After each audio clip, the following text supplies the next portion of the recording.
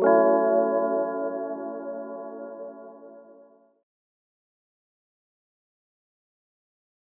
for coming to Yale IR Grand Rounds. I know we have a lot of people on Zoom as well. It's my distinct pleasure to invite Francois Cornelis to our Yale Grand Rounds to be our speaker today. He's actually a very prominent authority in many areas of interventional oncology, interventional radiology, and as you can see from his title, he's also the director of the Neurovascular Interventional Program at Sloan Ketterin. Today, I think that it's really important that many of you know that we're very excited about robotics. Some of us think in IR that we don't need a robot, right? Like we're so good that we don't really need it, but I think that there's lots of applications for robotics in IR. Surgery has been using it for decades, and for whatever reason, there's a belief that interventional radiologists don't need this, right? So I don't know if I believe in that. I'm really excited to hear what Francois has to say, but just a little background of him. He has trained or done a lot of his schooling in Bordeaux, at the University of Bordeaux, and including his MD. And he also has a Master's of Science in Radiophysics, as well as a PhD in Applied Mathematics. So we may need your help at some point with some of this AI business. He also has spent some time as a research fellow at Sloan Kettering. He's currently at Sloan Kettering right now as an full attending, as well as professor of radiology at Weill Cornell Medical College, my old stomping ground. He's done a lot of work in percutaneous ablation, a lot of work in GU and musculoskeletal interventions, and recently, if you guys have been reading JVIR and some of the interventional radiology journals, there's been a lot of publications out of his group on robotics. So I think with that, we'll start. Okay, thanks.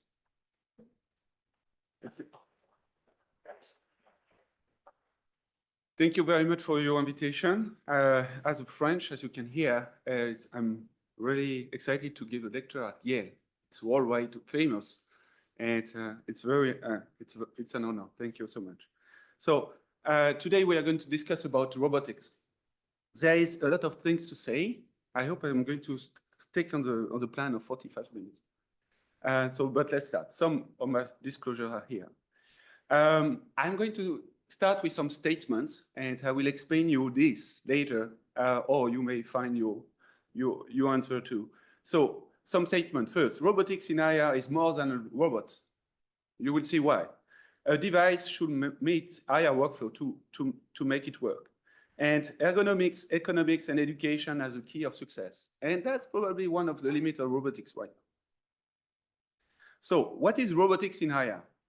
So I have a question for you to start. It's quite easy. 3 answers, A, B, C. So for you, what is robotics? So on the A, you have imaging guidance. On the B, you have navigation. And on C, you have a robot. So you answer what? A, B, C, A, B. So you can pick whatever you want. No? No one want to answer? So in fact, robotics in IR is all of, I'm sorry, going back, is all of this. And if you split this, it's not going to work. You need imaging guidance, you need navigation, and you need a robot. So what are robotics and robots? Just back to the definition you can find in Wikipedia. So a robot is a machine. It can replicate certain human movements and function and automatically to complete a task. So that's the example on the right side. It's a robot, and they can build a car. And robotics describes the field of study to develop robots and automation. So in IR, if you think about, we already have robots, and that's the lower part of the images on the lower right. It's the robot you are using to obtain images. But so we already have robots, but in IR, we need more of this. So if we back to the robots, how it works. In fact, when we are talking about the robots, we want to mimic what we are doing, what a human is doing. So if you look at what you are doing, if you put outside how you bend your spine, etc., but just looking at your arm going to the patient to stick the needle, you have some degrees of freedom. And there's a huge number, more than that, 7 up to the wrist without introducing the needle. So there is 2 different concepts at this time. You will have the robots which are going to reproduce the robot. So very long arm, and often it's a very large machine. You have to put this on the floor. And you have some robots that are just going to do the very final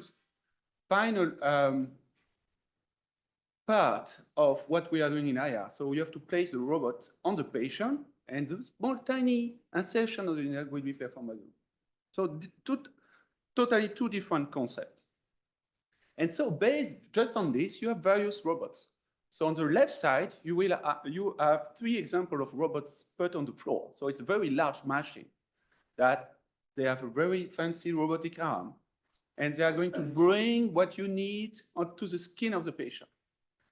In the middle, you have the table-mounted robots. So it's something probably easier to handle because you fix a mechanical arm on the table and an holder, and then you have this robot doing the last steps. And also you have the patient-mounted robot. So you see already there is a completely different design, and the way how you are going to spend your money and time to trying to understand how it works is totally different. When we are dealing with positioning the robot, there is, as I mentioned, different way to start. It's the robot could come from the floor to the patient. So the issue with this is a footprint in IR, the space is limited, so it's hard to handle. In the meantime, this is on the right side, you have the other robot that they are going to be very close to the patient, and then now you have to deal with the walking window. The walking window means what the robot on the patient or on the table is able to do to reach the target. And that, in fact, 2 footprint and walking window are 2 limits currently of the robot. And there is no robot dealing with the 2. It's the choice you are doing at the beginning between a robotic arm and something on the patient will make you, you will have to choose between these 2 limitations.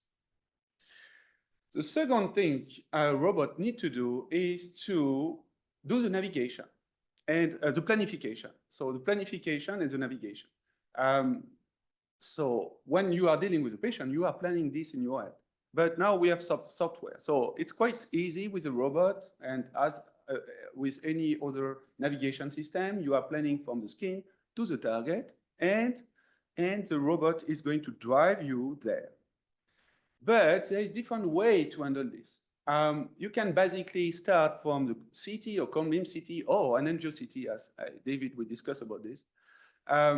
You can also move to something with a robot that is the robot is going to use only the CT to navigate. And there is also some robots where you need to have the CT, so imaging, obviously the robot, and some optical navigation to stabilize the robot, for the robot to know where he is and what he needs to do. Obviously, it's more complex and it's more devices you bring in the room, and as the space in IR is very limited, then it's maybe more complex for you as operator, but also for the staff to handle this and to find room for all of this. One very important step is where you are going to use the robot in the room. So there is 2 options. One is you have the robot inside the gantry of the CT. Just taking, for instance, the example of the CT, but we can discuss about this in the cone beam CT. So the robot will go inside the gantry. And on the opposite, there is also a robot, you need to operate them outside the gantry. So you need to remove the patient back and moving the robot at this time. Why it's important? Because there's 2 reasons. First reason is, as interventional radiologists, you are still radiologists, so you are using real-time imaging. Now, if you are dealing with something that you don't need real-time imaging, probably don't need a radiologist, and everyone could use it. So that's one reason is what you want to, do you want to still operate in the real-time imaging, and it will solve some issue because with real-time imaging, we will know where exactly with the robot, or you will want to operate this outside the country, and then you need all this optical or electromagnetic calibration to ensure that with moving the patient out of the country, you're still exactly where you want to be. So that's the first reason. Second reason is if you are operating outside the country, the patient need to not move at all. And that's why most of the robots operating outside the country need to be used under general anesthesia. When you are inside the country, you are going to use real-time imaging, so you are able to use MAC or sedation or local anesthesia. So that's also the choice you have to do is to decide what is better for you and your workflow. Do you want to use the system in the country under real-world imaging or under anesthesia? That's another two different options. What is very useful with the robot and what are the results of this and overall what the navigation is, you can navigate in 3 dimensions. So definitively robot, and it's probably one of the main advantages of the robot is to navigate out of pain. That making your life very easy because it's just the entry point to the target and you don't care about the ribs, you don't care about more or less the movement, or you are going to find your way because the system is going to drive you until you reach your target.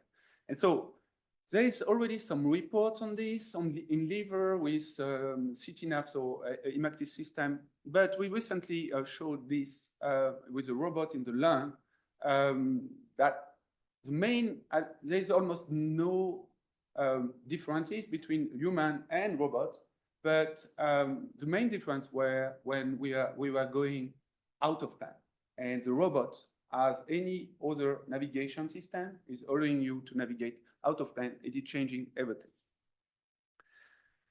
So third point is now we are really at the tip of the robotic arm, and should we insert the needle with the robot, or should we still doing this manually? And there is almost only currently one robot doing the insertion by itself. It's on the right side. And I was showing you why it's quite interesting and probably the way to go. On the left side, all the robots currently we have are only robotics arm, and you have to push yourself your needle. So it's a holder. You will have the robot holding your needle, and then you will still have to go there and pushing to reach the target. Back to what I just said about inserting the needle.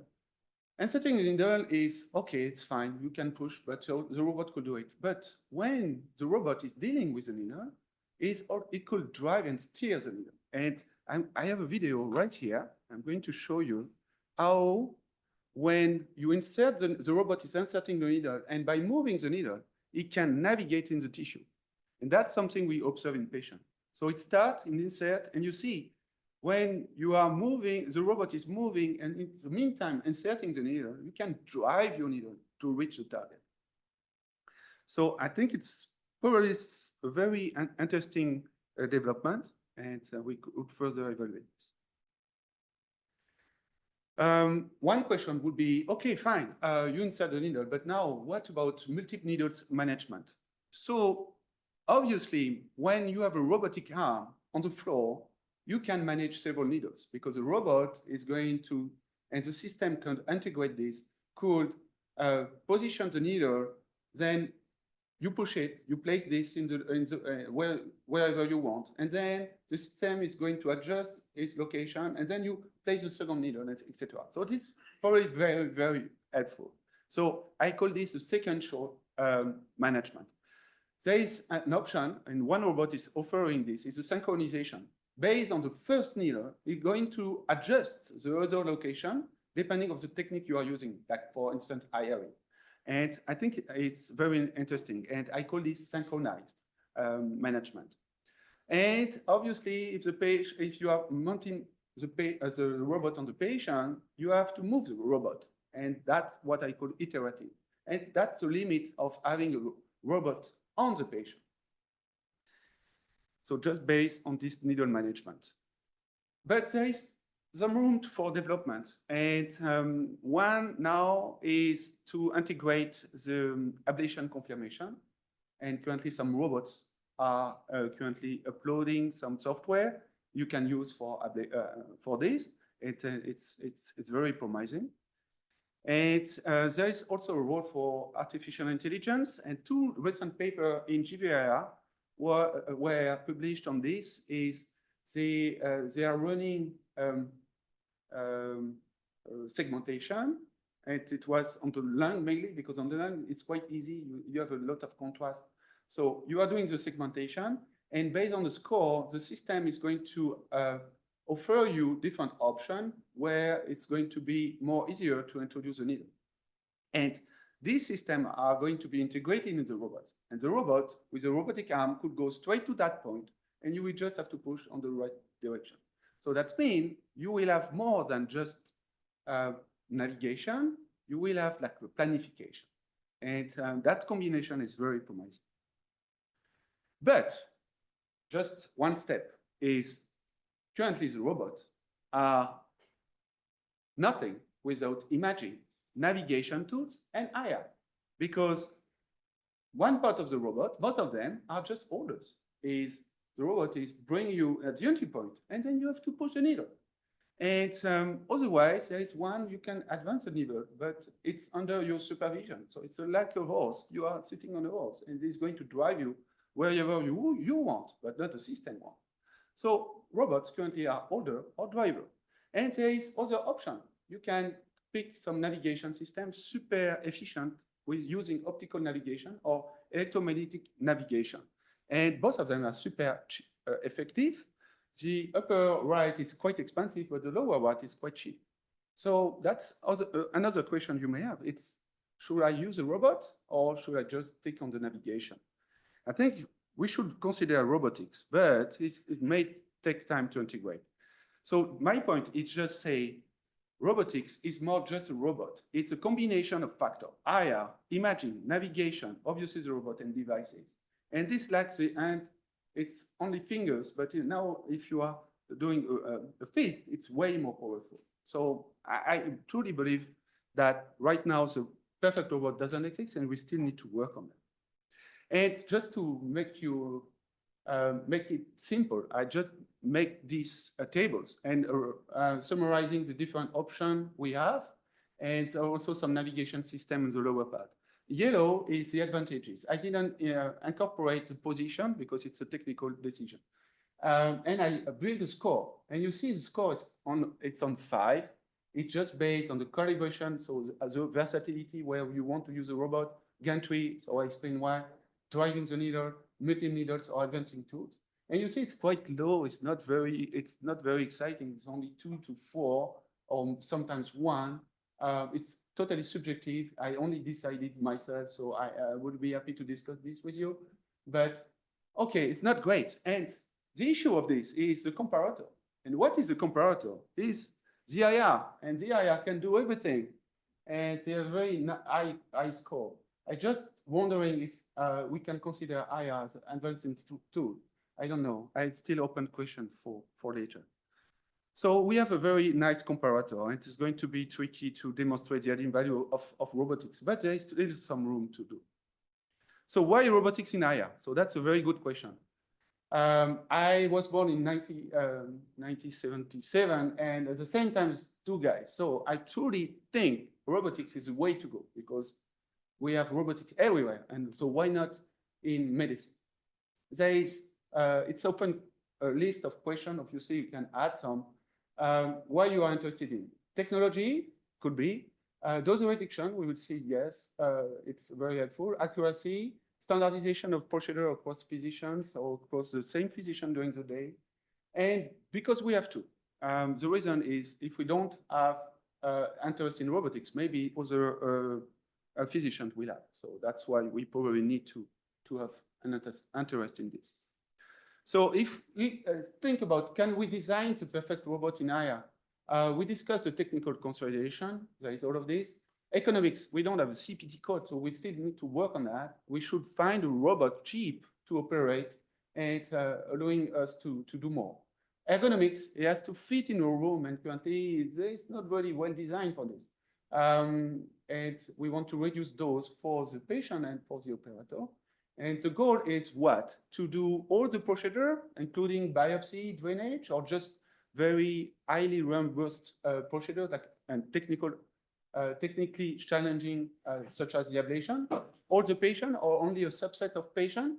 And you want to have only the IR running these robots, or you want to have the array, APP, or whoever want to be a part of this? That's some question remaining open. The initial concept of robots starting in the 80s. So in fact, since the 80s, nothing changed much except the navigation software. It's a robotic arm going to the patient. In the early 2000s, it was a focus on radiation exposure. So yes, the robot can reduce the radiation exposure to the operators. Yes. Now, to the patients, it's something still on an ongoing process. And why it's important already to think about reducing the dose to the operator is back pain. When I'm doing I have sometimes back pain. I want to get rid of my lead. And maybe the robot will help us to get rid of this lead and having less strain and having less impact on our quality of life, quality at work, and that's something we need to figure. And probably the robot may help you in your daily practice just by removing the lead. That may be painful most of the time for the operators. When we talk about accuracy, robots are doing very well. They are going exactly where you want. Obviously, you need navigation and everything I detailed earlier, but the spatial resolution and accuracy of this is 5 millimeters for some of the robots, and 1 to 1 millimeters for the other when you are steering the needle. Steering the needle, you can adjust so that you are reducing to you are improving your accuracy up to 1 millimeter. But is it truly matter? I don't really know. I don't have the answer, and I would be happy to discuss this with you, because if you are doing a biopsy of 2 centimeters lesion, you don't really need to have an accuracy of 1 or 5 millimeters.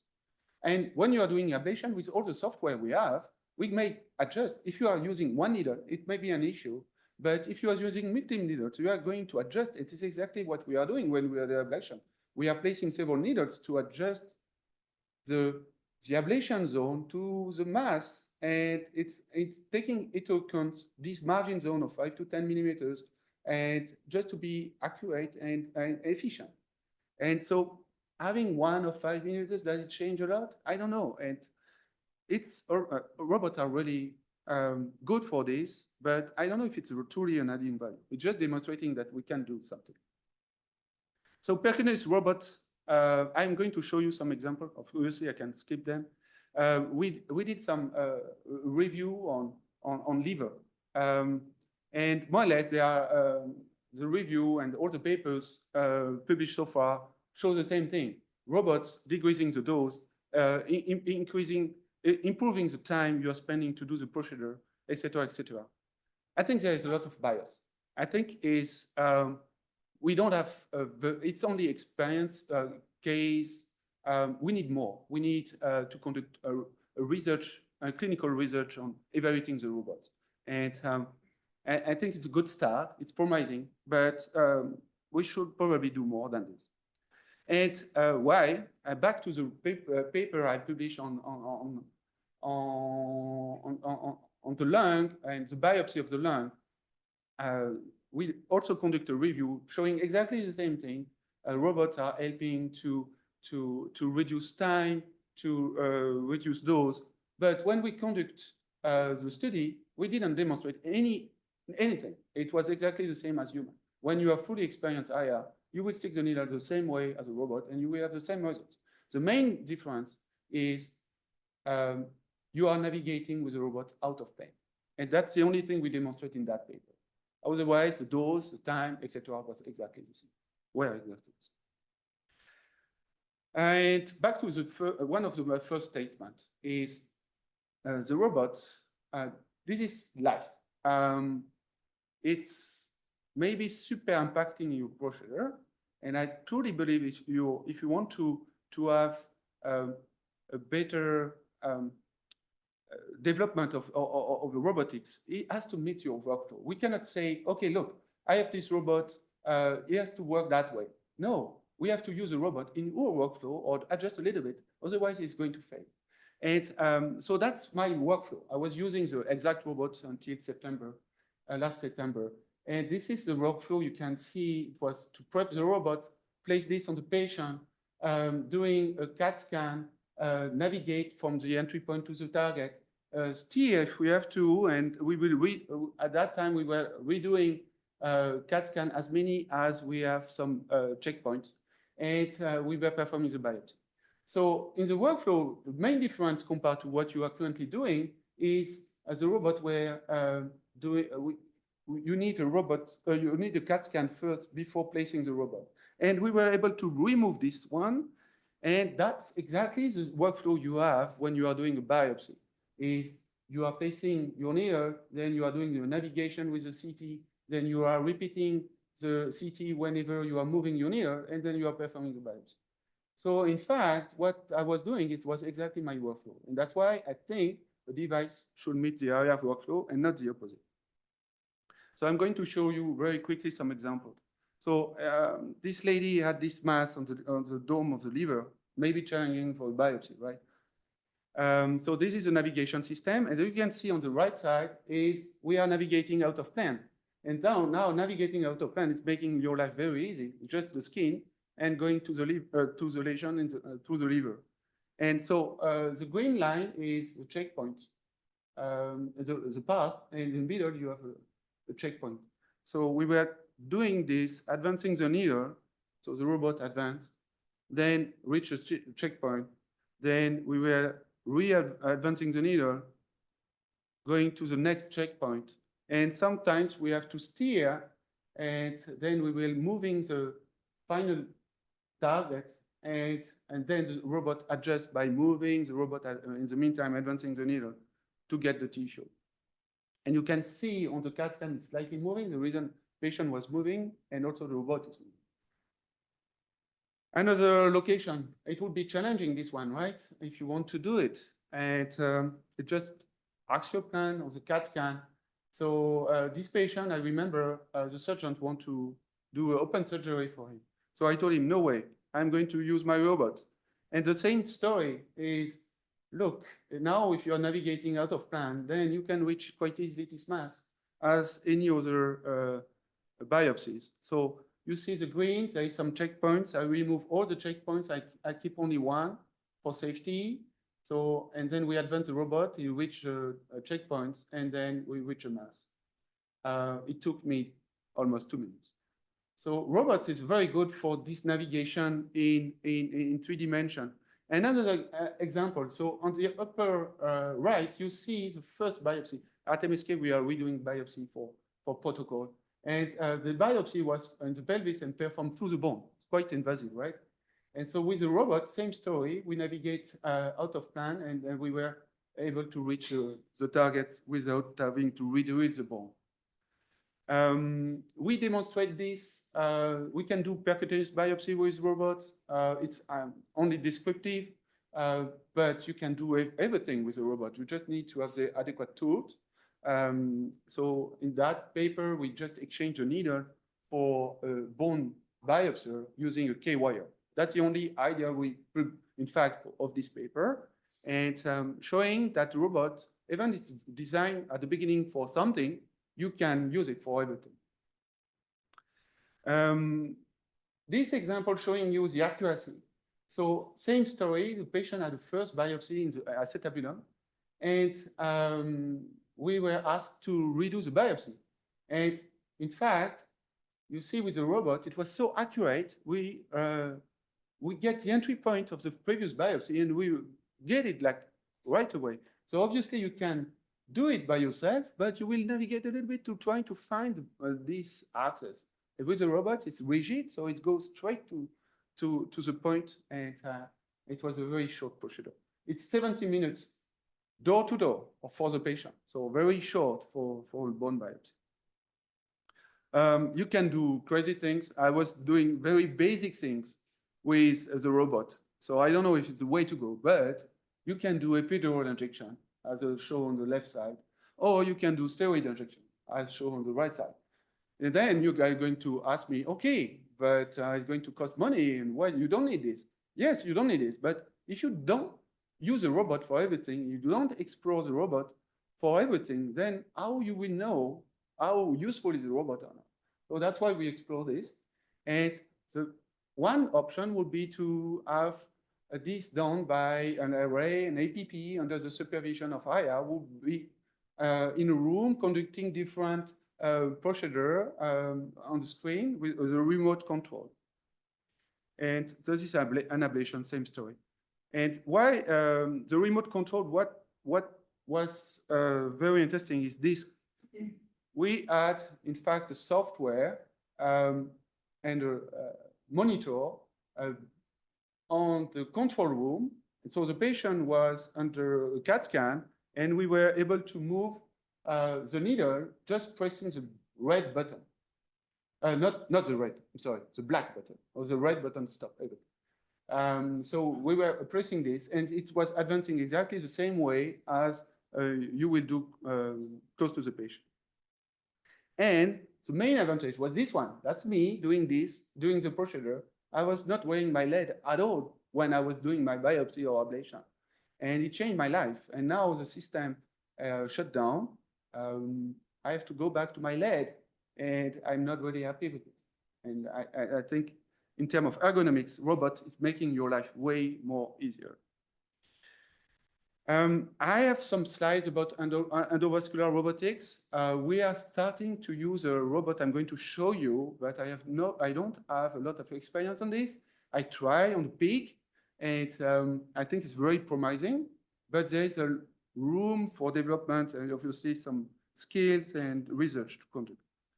So two systems used to exist. The Cornell system, the Magellan system. So you are using navigation, the navigation provided by the cone beam or the fluoro. And you have a remote control, and you advance your catheter using this remote control. It was mainly developed for coronary and vascular surgery, and both of them shut down because probably it was too expensive, and it was not very difficult to operate, but probably too expensive. So one robot is coming, and I will tell you more in the next month, because we're going to start next month. The FDA study is a disposable robot. So you have a box where you are introducing your catheter, and with the catheter, you can, it's always a matter of degree of freedom. You can advance or put back your catheter. You can rotate your catheter. You have also the guide wire. You can advance your guide wire, and you can rotate your guide. The combination of the catheter and the guide wire make your navigation feasible. It's exactly what you are doing, but there is not haptic feedback. So you will not have this feeling about how resistive it is to navigate or not. But you operate like a joystick, with a joystick, like a PlayStation remote, and it's working amazingly well. You can operate from the bedside, or you can operate from the control room. And you can operate, if you are familiar with the joystick of PlayStation, the learning curve is it's almost 2 seconds, and you can operate from your bag, and you will operate you can move your everything. The main difference is you don't have any feedback about how resistive is with the guide wire. And I think it's part of the learning curve where we can go. I will not go right now. I want to test this the purpose of the study is to test this in human, but it's mainly to get access. It's not neuro. I think there is a lot of potential, but we still need to evaluate this. And all of this is disposable, so that makes the procedure quite cheap. And if you want to get rid of the robot, you just dispose this, that's it, and you go back to your regular practice. There is no capital investment, so that's probably very interesting. And you operate this with this joystick. It's quite commercial, I'm sorry for that. That's the only pictures I have right now. So you can advance, you can rotate all of this with the tools. Publication mainly only on not neuro. There is some on neuro, but vascular surgery and art, but nothing in IR. Surprisingly, it's looked like almost nothing. No one wasn't really really interested to publish paper and use these robots until now. But I think there is a lot of potential. So conclusion. I'm sorry, I was probably very long. Tomorrow, what we are going to do with these robots? Who is going to use it? It's open question. I don't know. Firstly, probably the IR. We need to master the technique, and then people will use them. But we can address the shortage of IR by having more arrays or APP using the robot to doing the biopsy. So it may help us. Where? So you can obviously use it here, but also you can maybe operate these robots like 200 miles from here. And why not? You are going to provide some very good expertise to some remote area. And now people don't really want to go in the city. So maybe a way to address some issues. There is some room for improvement. There is no perfect robot, not at all. And we need also to work on the CPT code, because it's not sustainable to spend 1 million, sometimes less, and often less, and that's an issue. Why we need to be in robotics is because we have to, otherwise other people are going to use it and script us.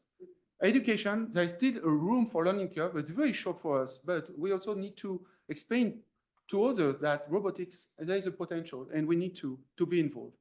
Ergonomics, LED, no LED, remote control. Economics, again, reimbursement. We need collaboration, we need development, and there is still a lot of room for development and research. So just to conclude, robot guided procedures are feasible, safe, and accurate and consistent across physician, patient, etc. Still room for improvement because of the selection of the robot. I don't say we need one robot, we may need different options, but we need robotics. There is some room for development, and there is no perfect robot. And so I hope we will be able to work all together to design the future robots and the best as we can. Thank you.